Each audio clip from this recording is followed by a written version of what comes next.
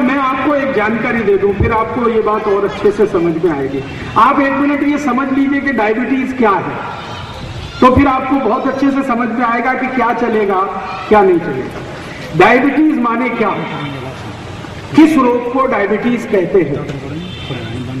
हमारे शरीर में हम जो कुछ भी खाते हैं, मैंने आपको कल भी कहा था, परसों भी कहा था, जो कुछ भी खाते हैं इसमें जो मीठा तत्व है जिसको हम शुगर कहते हैं, अंग्रेजी में कई बार उसको ग्लूकोज कहते हैं, सुक्रोज कहते हैं, फ्रक्टोज कहते हैं, ये शुगर के अलग अलग नाम हैं।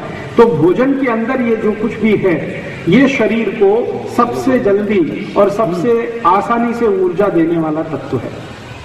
आपने जो कुछ भी खाया शरीर उसको पचाएगा, और ये जो कुछ भी पचा हुआ तत्व है ये हमारे रक्त में जाएगा।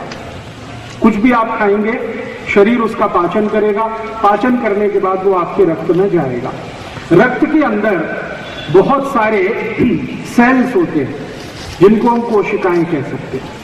तो ये जो सेल होते हैं, कोशिकाएं होती हैं रक्त के अंदर, ब्लड सेल्स जिनको ज्यादा अच्छे शब्दों में कहें रक्त कोशिका, इन ब्लड सेल्स की कुछ इस तरह की बनावट होती है जैसे आपके घर का दरवाजा।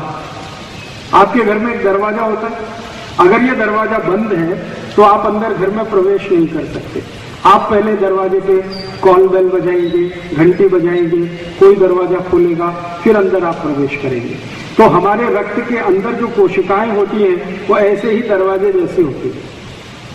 सामान्य रूप से रक्त कोशिकाओं का दरवाजा ऐसे बंद रहता है, रक्त कोशिकाओं का दरवाजा इस तरह से बंद रहता है। अब ये जो हमने कुछ खाया है, खाने के अंदर जो कुछ भी मीठा तत्व है जिसको आप ग्लूकोज कहिए या एनर्जी कहिए, ये रक्त के अंदर आता है और कोशिकाओं के अंदर आने के लिए ये दरवाजे पर खड़ा हो जाता है। इस मीठे तत्व को रक्त कोशिका के अंदर लाने के लिए एक कैरियर होता है। कैरियर माने वाहक। जैसे घोड़ा है, घोड़े पर बैठा हुआ घुड़सवार है, तो घोड़ा कैरियर है, घुड़सवार अंदर जाने वाला व्यक्ति है। तो एक कैरियर होता है, उसी कैरियर का नाम है इंसुलिन। ये इंसुलिन हमारे पेट में एक छोटी सी ग्रंथि होती है जिसको पैनक्रियास कहते हैं, वहां उत्पन्न होता है। इंसुलिन का काम क्या है कि आपने जो कुछ भी भोजन में खाया है उसमें जो ऊर्जा तत्व है सबसे आसानी से घुलने वाला, जैसे ग्लूकोज या सुक्रोज या फ्रक्टोज या शुगर कहिए, इसको इंसुलिन अपने ऊपर बिठा के दरवाजे पे लेके आता है, ब्लड सेल के दरवाजे पे, और इंसुलिन दरवाजे की घंटी बजाता है। जैसे ही दरवाजा खुलता है तो उसका जो शुगर तत्व है वो इंसुलिन के साथ अंदर आ जाता है। अब जब शुगर तत्व इंसुलिन के ऊपर बैठकर अंदर आ गया रक्त कोशिका में, तो ये स्वस्थ व्यक्ति की निशानी है। अगर व्यक्ति स्वस्थ है तो उसको इंसुलिन रक्त के अंदर कैरियर के रूप में काम करेगा और अंदर उसकी एनर्जी पहुंचाता रहेगा। अगर किसी को डायबिटीज है तो क्या होता है, जिसको डायबिटीज है उसका जो इंसुलिन है वो अपने ऊपर सुक्रोज या ग्लूकोज या फ्रक्टोज को लेकर दरवाजे तक तो आता है लेकिन घंटी नहीं बजाता, कॉल बेल नहीं बजाता। आता है फिर वापस चला जाता, आता है फिर वापस चला जाता। तो ऐसी स्थिति में क्या होता है कि इंसुलिन के ऊपर बैठा हुआ जो ग्लूकोज है, सुक्रोज है, फ्रक्टोज है या शुगर है, वो ब्लड में ही घूमता रहता है, रक्त में ही घूमता रहता है, अंदर नहीं जाता रक्त कोशिकाओं।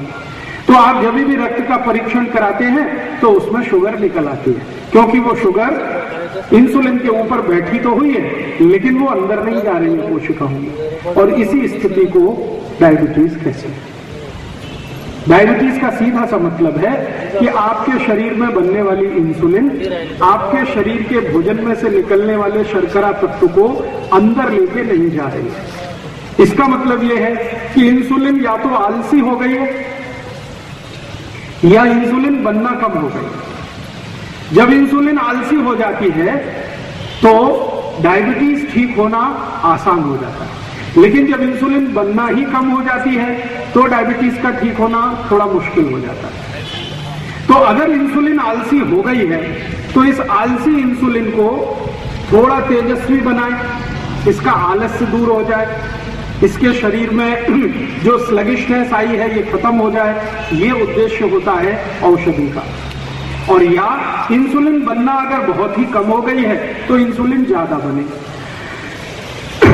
दोनों ही स्थिति में जो समझने की बात है वो ये कि किसी के शरीर में इंसुलिन आलसी कब होती है, ये एक ही कारण से होती है, जिसके शरीर में रक्त के अंदर कोलेस्ट्रॉल की मात्रा बढ़ गई हो, उसी के शरीर की इंसुलिन आलसी होती है। तो इसका मतलब क्या हुआ? इसका मतलब ये हुआ कि अगर आपके शरीर की इंसुलिन आलसी हो गई है, काम नहीं कर रही है ठीक से, तो उसके शरीर में कोलेस्ट्रॉल बढ़ गया है, तो कोलेस्ट्रॉल कम करिए तो इंसुलिन काम करना शुरू करेगी। तो डायबिटीज ठीक करना है तो सबसे पहले कोलेस्ट्रॉल कम करना पड़ेगा। ये बात सबसे आसान है समझना। तो इसलिए डायबिटीज के मरीज को कोलेस्ट्रॉल की चिंता ज्यादा करनी चाहिए बनिस्बत की शुगर की। हम शुगर खाएं कि न खाएं ये इतना महत्वपूर्ण नहीं है, इससे ज्यादा महत्वपूर्ण है कि आप ऐसा भोजन कभी भी न खाएं जो कोलेस्ट्रॉल बढ़ाता हो, क्योंकि कोलेस्ट्रॉल के बढ़ने से आपको डायबिटीज होती है, इंसुलिन उससे आलसी हो जाती है, काम करने लायक नहीं रहती है।